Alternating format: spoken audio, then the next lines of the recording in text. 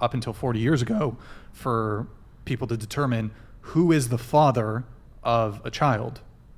And sometimes I think perhaps women don't realize how important that is, because as a woman, if you have a kid, you know for certain that that's your child. However, as a man, absent the paternity test, or that she's a virgin and she's only been with you, there's a component of paternity uncertainty, which is pretty much, if you're raising a child that you think is yours but is not, that's pretty much the biggest L that you can take. I also think it's a way that in society people like use to control and oppress women as well as that. Wait, what? Like valuing monogamy? Virginity so much. How does that oppress women?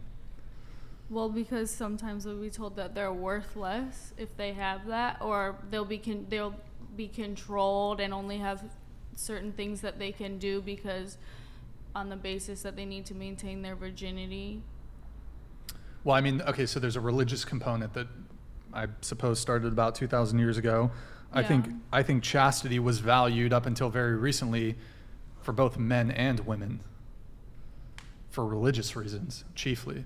Although that's kind of been eroded away by modernity, I guess you could say. But I mean, I think if you want to look at like male-female sexual relations for 99.999% of human history, you need to get out of the mindset of like our modern dynamic. Right now, we've got birth control, we've got abortions, we've got so many things that you can use to sort of interfere with that natural system.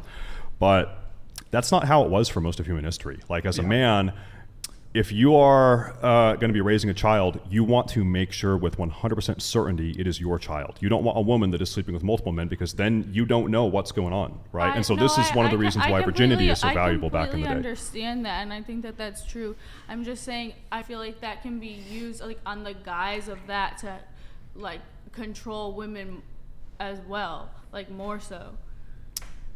I think that, like Brian pointed out, I think that a women being abused or not having say over themselves, because that is like the main thing that men are concerned about is her virginity, and that can go above her like condition and her right. Well, Matt brought up history. Matt brought up a really good point about birth control, and so ignoring the paternity uncertainty thing, this was something that would fall more so upon women.